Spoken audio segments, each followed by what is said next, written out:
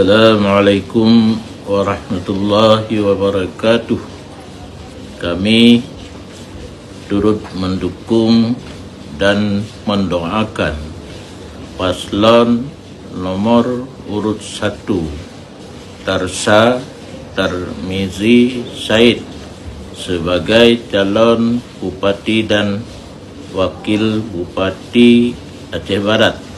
Semoga Allah berikan kelancaran dan kemenangan serta keberkahan untuk kita semua. Amin ya rabbal alamin.